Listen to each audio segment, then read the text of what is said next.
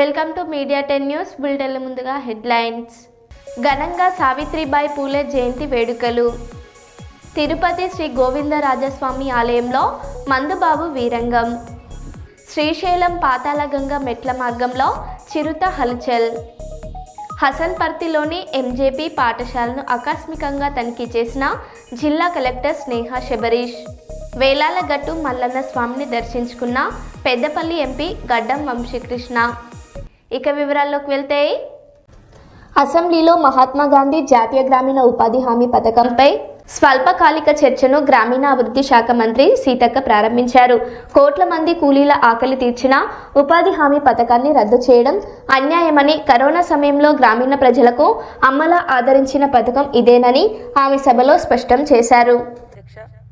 మహాత్మా గాంధీ జాతీయ గ్రామీణ ఉపాధి పథకంపై స్వల్పకాలిక చర్చకు అవకాశం ఇచ్చిన మీకు, అదేవిధంగా ఇంత ప్రాముఖ్యత కలిగించినటువంటి కోట్లాది మంది పేదల ఆకలి గత 20 సంవత్సరాలుగా తీరుస్తూ మారుమూల గ్రామీణ ప్రాంతాల అభివృద్ధికి తోడ్పడ్డటువంటి ఈ చట్టం మరి పేరుతో పాటు సమూలమైనటువంటి మార్పులను ఈ మధ్యకాలంలో కేంద్ర ప్రభుత్వం మార్చడం జరిగింది.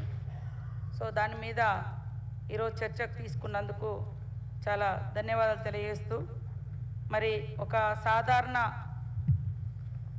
రైతు, ఆదివాసీ రైతు కూలి బిడ్డగా ఉన్న నాకు మరి ఈరోజు గ్రామీణాభివృద్ధి శాఖకు మంత్రిగా పనిచేస్తూ ఈ గ్రామీణాభివృద్ధి శాఖలోనే కోట్లాది మందికి ఆహార భద్రతను, పని హక్కును కల్పించినటువంటి ఉపాధి హామీ చట్టం యొక్క విలువ తెలిసినటువంటి వ్యక్తిగా, కోట్లాది మంది ఆకలి తీరుస్తున్నటువంటి ఈ చట్టాన్ని కాపాడుకోవాలనే ఉద్దేశంతో ఈరోజు ఈ చర్చను మీ ముందు ప్రవేశపెట్టడం జరుగుతూ ఉంది. అధ్యక్ష, హన్మకొండ జిల్లా హసన్పర్తిలోని ఎంజేపీ బాలికల గురుకుల పాఠశాలను జిల్లా కలెక్టర్ స్నేహ శబరీష్ ఆకస్మికంగా తనిఖీ చేశారు. తరగతి గదులు సందర్శించి 10వ తరగతి విద్యార్థులను ప్రశ్నలు అడిగి చదువు స్థాయిని పరిశీలించారు. 100% ఫలితాలు సాధించేలా ఉపాధ్యాయులు కృషి చేయాలని కలెక్టర్ సూచించారు.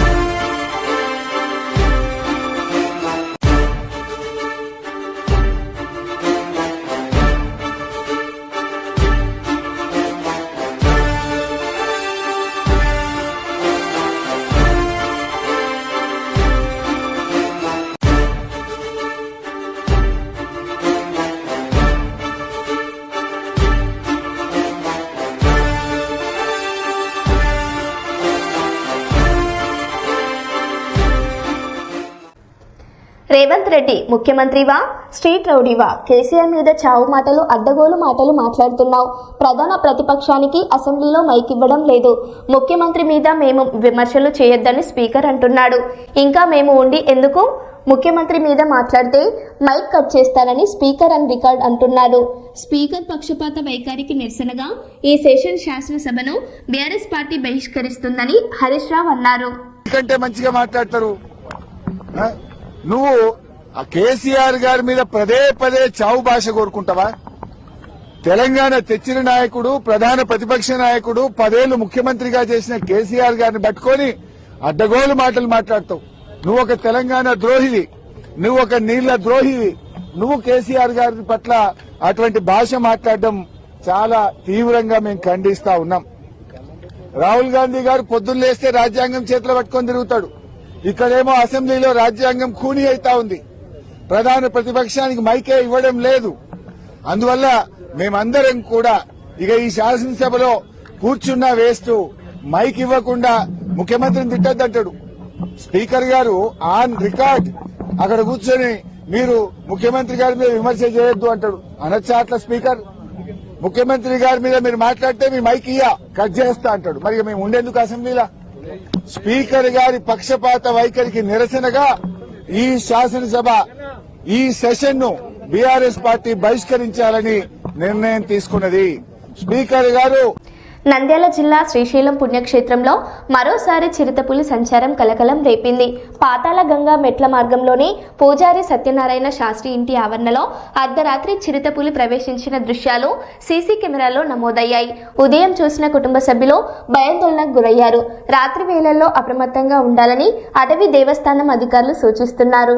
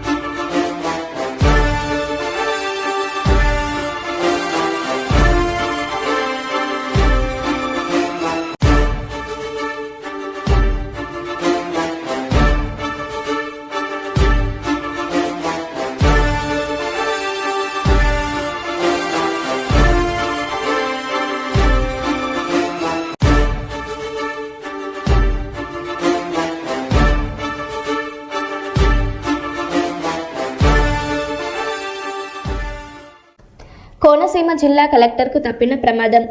సంక్రాంతి పడవ పోటీల ట్రయల్ రన్లో పాల్గొనగా ప్రమాదవశాత్తు జిల్లా కలెక్టర్ మహేష్ కుమార్ కాల్వలో పడిపోయారు. లైఫ్ జాకెట్ ఉండడంతో నీట మునగలేదు. సిబ్బంది సకాలంలో స్పందించి ఆయనను సురక్షితంగా ఒడ్డుకు చేర్చారు.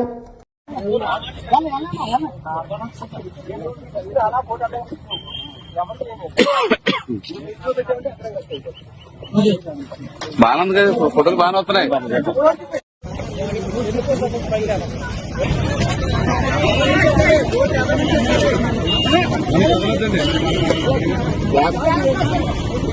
ఆ బోట్ ఈ బోట్ ఈ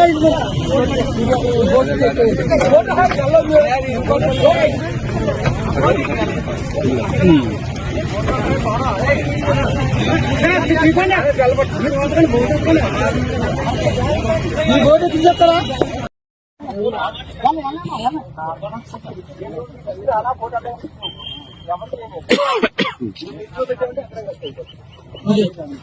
బాగా ఫోటోలు బాగానే వస్తున్నాయి.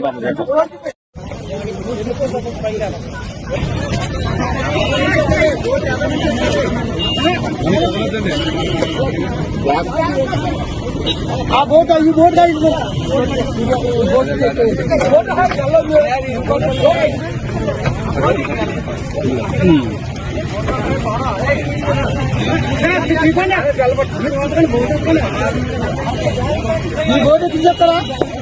తిరుపతిలో భద్రతా వైఫల్యం. తిరుపతి శ్రీ గోవిందరాజస్వామి ఆలయంలో మందుబాబు వీరంగం. ఏకాంత సేవ ముగిశాక మద్యం మత్తులో ఆలయం గోడ దూకి ఆలయంలోకి ప్రవేశించి గోపురంపై ఉన్న కలశాలను లాగేందుకు యత్నించిన మందుబాబు చాలాసేపు ప్రయత్నించి నిందితుడిని కిందికి దింపిన పోలీసులు.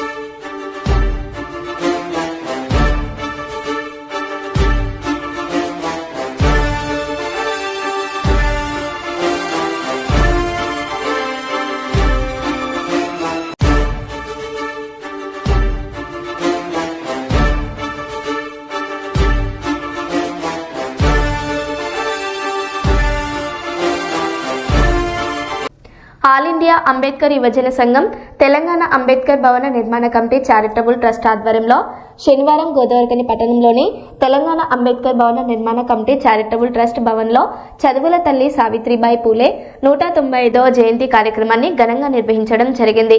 Trust chairman Nathari Rayamallu, convener Pulimohan, senior high court advocate Gorre Ramesh, all India Ambedkar యువజన సంఘం రాష్ట్ర వర్కింగ్ ప్రెసిడెంట్ బొంకూరి మధు, జాతీయ కార్యదర్శి కొంకటి లక్ష్మణ్, రాష్ట్ర ఉపాధ్యక్షులు మైస రాజేష్, కాంపల్లి సతీష్ సావిత్రిబాయి పూలే చిత్రపటానికి పూలమాలలు వేసి ఘనంగా నివాళులర్పించారు. ఈ సందర్భంగా మాట్లాడారు. సావిత్రిబాయి పూలే అనగారిన బహుజన దళిత వర్గాల కోసం విద్యను అందించిన మహోన్నత త్యాగమూర్తి అని సావిత్రిబాయి పూలే సేవలను కొనియాడారు. కుల వ్యవస్థకు వ్యతిరేకంగా, అసమానతలకు వ్యతిరేకంగా, అణచివేతలకు వ్యతిరేకంగా, నిర్మానుష్యమైన పద్ధతులకు కట్టుబాట్లకు వ్యతిరేకంగా ఎంతో ధీరోదత్తంగా పోరాడి అప్పటి కరడుగట్టిన హిందూ సాంప్రదాయాలకు వ్యతిరేకంగా ఈ దళిత భోజనాలను సపోర్టుగా జ్యోతిరావు పూలే వారి సతీమణి అయిన సావిత్రిబాయి పూలే పోరాడడం అనేది చాలా హర్షణీయం. ఇప్పటికీ కూడా ఈ సమాజంలో ఇంకా అలాంటి పోరాట యోధులు ఉన్న ఈ సమాజంలో ఇంకా అలాంటి అణచివేతలు, అలాంటి కుల వివక్షత మరియు అంటరానితనము ఇంకా కొనసాగుతున్నాయంటే ఇంత దురదృష్టకరమో ఆలోచించవలసిన అవసరం ఉంది.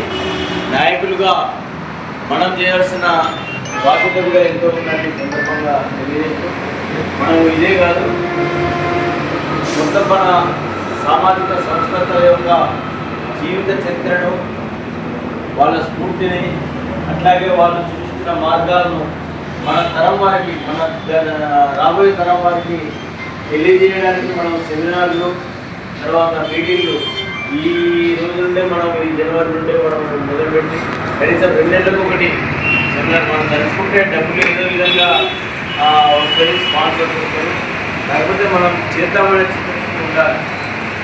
ఆ కార్యక్రమాన్ని మనం అంబేద్కర్ యువజన సంఘం చేస్తే మరీ బాగుంటుంది. ఎందుకంటే దీంట్లో అన్ని పార్టీల వాళ్ళు, అన్ని కులాల వాళ్ళు కూడా వచ్చే అవకాశం ఉంటుంది.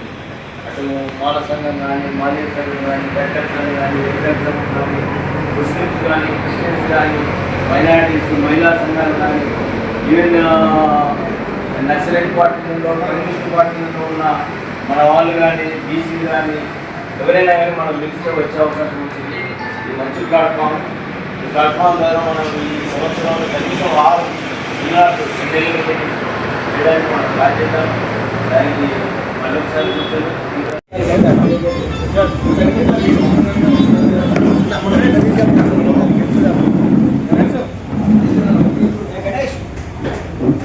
ఒకసారి ఎంకరా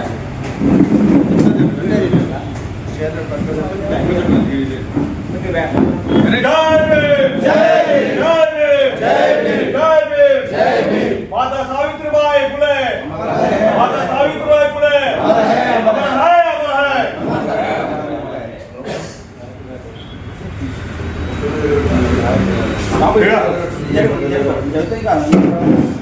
ओके, अंदर फूलेसी चला फूलेसी वाला जितना लादिंगा इतना नहीं था ये लड़की को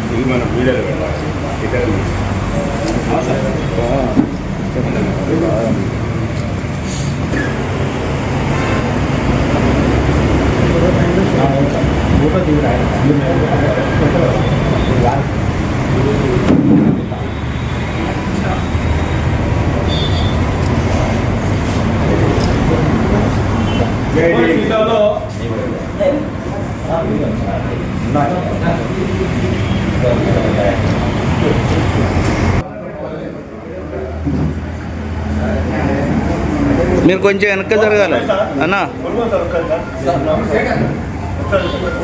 మీరు కొంచెం వెనక్కి జరగాలి. ఇటు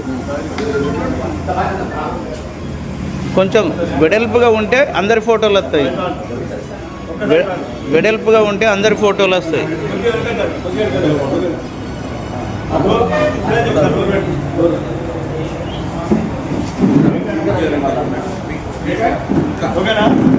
అన్న ఓకే.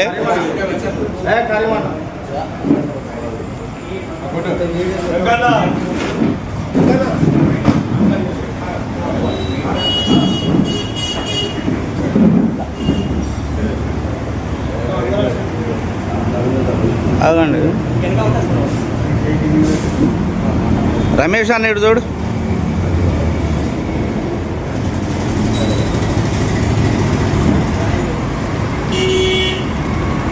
జై భీమ్, జై భీమ్, జై భీమ్, జై భీమ్, జై పూలే.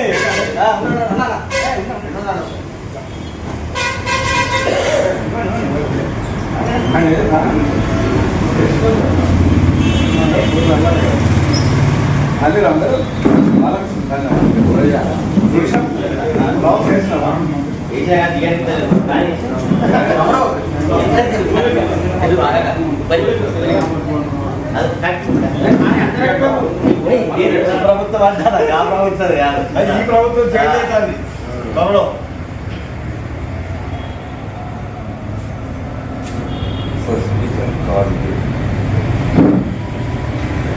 ఓకే, ఎవరో ఒకరు అలాంటి బయటపడుతుంది.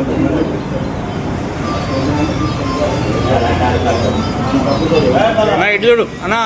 మహాత్మా గాంధీ జాతీయ గ్రామీణ ఉపాధి హామీ పథకం పేరు మార్చాలన్న కేంద్రంలోని బీజేపీ ప్రభుత్వ నిర్ణయాన్ని పెద్దపల్లి శాసనసభ్యులు చింతకుంట విజయరమణారావు తెలంగాణ రాష్ట్ర అసెంబ్లీ సమావేశాలలో తీవ్రంగా ఖండించారు.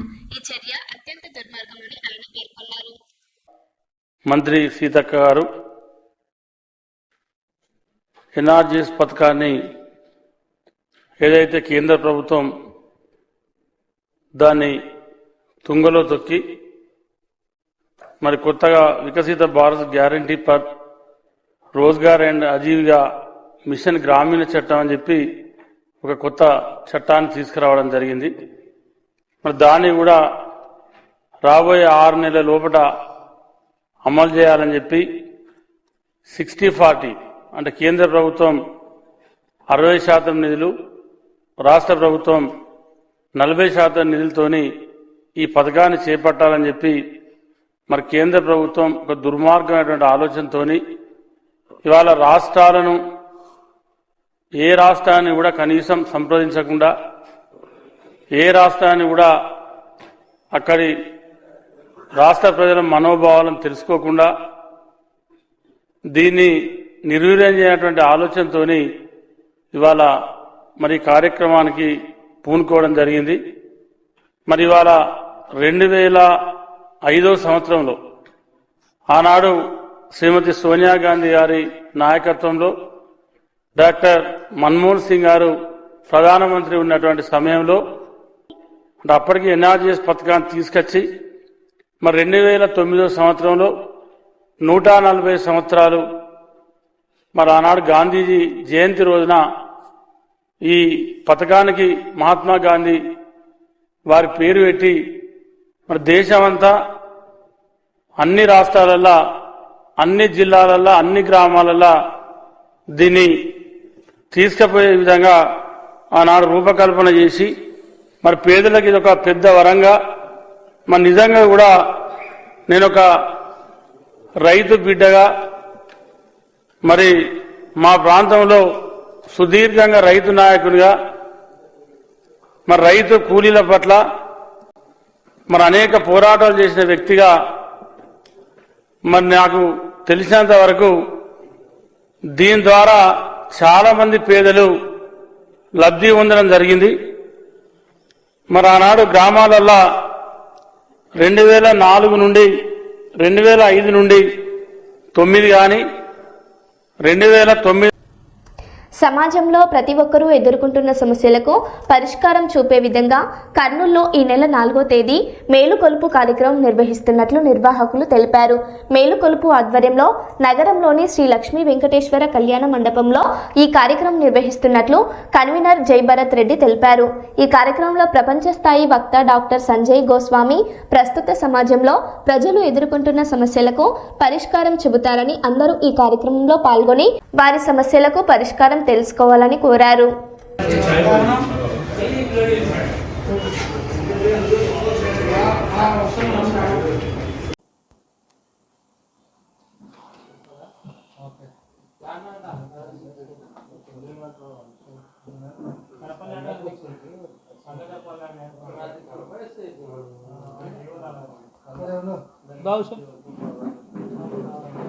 రానే పిల్లలు ఇప్పుడు మళ్ళీ తర్వాత మన పవన్ అందరినీ రమ్మని వీళ్ళు తరుణ్ వాళ్ళు వచ్చినారా? రాలేదా? నమస్కారం అండి అందరికీ.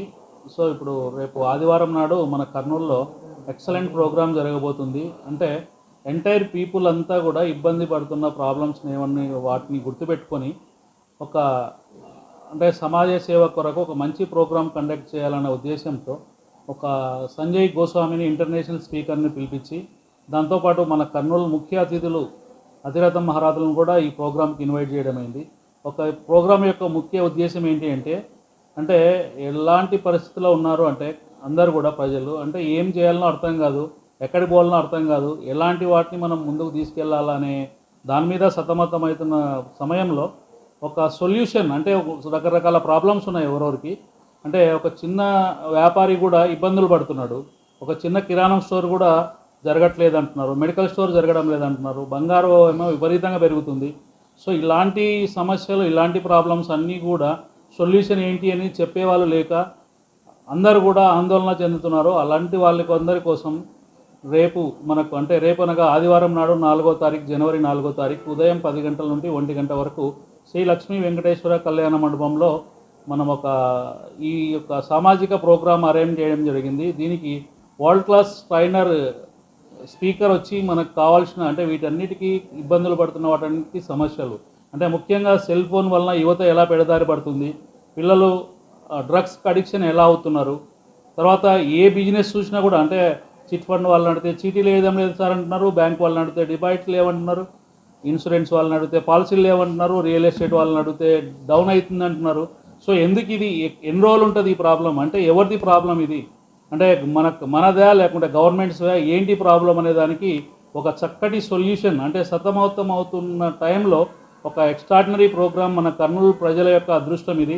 సో దీనికి ఎవరెవరు అర్హత సాధించవచ్చు అంటే నేను ఇవన్నీ తెలుసుకోవాలనుకునే వాళ్ళు ప్రతి ఒక్కరు కూడా రావచ్చు దీనికి. అంటే ముఖ్యంగా పిల్లలు, తల్లిదండ్రులు, తర్వాత బిజినెస్ పర్సన్స్, తర్వాత నెక్స్ట్ ఎవరైతే అంటే నేను ఇవన్నిటికీ అంటే నేను బీటెక్ అయిపోయింది సార్, ఎంటెక్ అయిపోయింది, ఉద్యోగం రాలేదు, ఎందుకు రాలేదు, వస్తుందా లేదా తెలియదు. సో ఇంకోటి ఏంటంటే ప్రపంచంలో ఒక ట్రాన్స్ఫర్మేషన్ జరుగుతుంది, దానిలో ఏఐ అనేది ముఖ్య భూమిక పోషిస్తుంది. ఆ ఏఐ మంచిదా చెడ్డదా ఏం ప్రాబ్లము, ప్లస్ బంగారం కూడా విపరీతంగా రేటు పెరుగుబోతుంది, పెరిగితే ఇంకా పెరిగితే ఏమవుతుంది అనర్థాలు, ఇలాంటివన్నిటికీ ఒక చక్కటి ప్రోగ్రాం కండక్ట్ చేయాలనే ఉద్దేశంతో ఈ కొత్త సంవత్సరంలో అందరూ కూడా దీన్ని తెలుసుకొని అలర్ట్ కావాలనే ముఖ్య ఉద్దేశంతో మనము అరేంజ్ చేయడం జరిగింది. సో మేల్కొల్పు టీం అనే ఆధ్వర్యంలో జరుగుతుంది సార్ ఇది. సో కాబట్టి ఆ మేల్కొల్పు టీము వల్ల మనకు ఈ యొక్క ప్రయోజనం మన కర్నూలుకి అంటే అన్ని స్టేట్లలో అన్ని జిల్లాలలో ఇండియా వైడ్గా కండక్ట్ చేయాలనుకున్నారు. ఫస్ట్ ప్రోగ్రామ్ మన కర్నూలుకి రావడం మనకు వాళ్ళు తెలియడం వలన మనం పిలిపించడం జరుగుతుంది. సో ఇదొక మన కర్నూలు పీపుల్ చేసుకున్న అదృష్టం సార్ ఇది. మరో బులెటిన్లో మళ్ళీ కలుద్దాం. Stay tune.